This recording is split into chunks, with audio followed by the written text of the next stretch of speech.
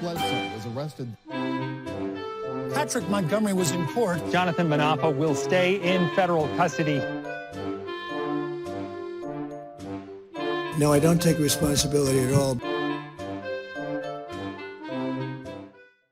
Hey everyone, welcome to the show. So 54-year-old Missouri resident Kimberly Dragoo, I think is how you pronounce it, Dragoo, I don't know. Anyway, she traveled to D.C. with her husband, Stephen, and Kimberly documented their trip. She posted a photo on Facebook on January 5th.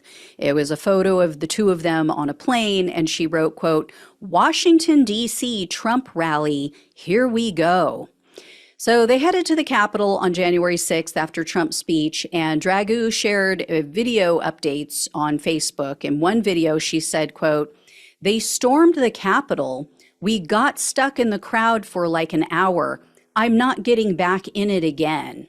And then, quote, "They stormed the Capitol a while ago. I called my sister and my son. He said they are not sharing it, but anyway, there were some guys who walked by that got maced. I think they are getting ready. I've seen another crowd go up there getting ready to do it again."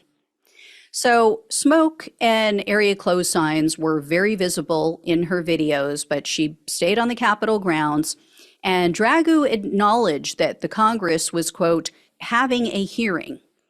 She also admitted, quote, "This part is all barricaded," and, quote, "These people all went through it. They're not supposed to be up here." And while she's saying all of this, flashbang grenades were going off in the background. Police sirens could be heard.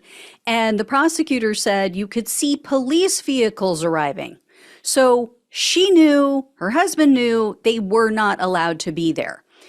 So Dragoo also recorded officers who were maneuvering through the crowd. They were being taunted. They were having items thrown at them.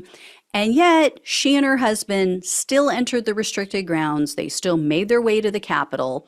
And around 3:15 p.m., her husband, Stephen, took a picture of Kimberly climbing into the Capitol through a broken window. Because you know, that's how you always enter when you're a tourist. And her husband followed her in. And I will admit, they did exit pretty quickly. They exited like 2 minutes later because they saw officers ordering everyone out. But they entered again. Dragoo and her husband entered the building again, not even 10 minutes later, through the Senate wing doors. So they headed down a hallway, and they pretty quickly ran into another line of police officers who were blocking the mob. So at that point, they turned back around. They headed toward the exit, and they finally exited the building for the final time. So sometime later, Dragoo posted on Facebook, and she said, quote, "I went through the Capitol a few hours after it was stormed. What the news is not telling you is that they let everyone go in and walk through. Does this look like they were not letting people in? Really? Yeah. Is that why you had to climb through a window to get in, Kimberly? Is that why you had to turn around and leave not once, but twice?" Yeah. Anyway, the FBI interviewed Dragoo and her husband on January 20th of 2021, and they both admitted that they entered the building, but they claimed that they hadn't done anything wrong. So Dragoo was arrested on June 13th of 2023, and she was charged with entering a restricted building or grounds, 2 counts of disorderly conduct, and parading or demonstrating in a Capitol. And here's how you know that she's a member of MAGA. After her charges were unsealed and the press started to report on all of it, Dragoo posted online and she said, quote, "Here is your local news press now." 3 exclamation points. "Totally got it wrong. I wonder how many people it took in the 3 hours to halfway fix this. Again, no charges have been filed." 3 exclamation points. "It was a complaint that was filed. I would think someone down there would have the brains to fact check." And she posted this on the day of her arraignment for the charges. So she didn't even know why she was in court, apparently. But wait, it gets worse. Dragoo pleaded guilty to parading in August of 2023. But then in October of 2023, she sent an email to her local school board saying that she's, quote, innocent until proven guilty, and, quote, there are no facts here. Pleads guilty, and then says, I'm innocent until proven guilty. Like I said, there's a reason she fell for the whole election fraud fairy tale. Bless her heart. And this is someone who ran for a seat on the school board. That's why she was messaging them, I take it. Luckily, she lost. She lost bigly, big time, bigly. She scored 8th out of 10 candidates. Can you imagine this person making decisions for children and their education? Anyway, based on Dragoo's guilty plea, she faced up to 6 months in prison, 5 years of probation, and $5,000 in fines. The prosecutor, though, requested only 21 days in prison, and they said she could serve that intermittently. 3 years of probation, 60 hours of community service, and $500 in restitution. At the sentencing hearing, Dragoo played the victim, of course. She told the judge, quote, I love my country. I'm a very patriotic person. And, quote, I was in the wrong place at the wrong time. She took a plane. She took a plane to get to the wrong place at the wrong time. But I digress. Okay.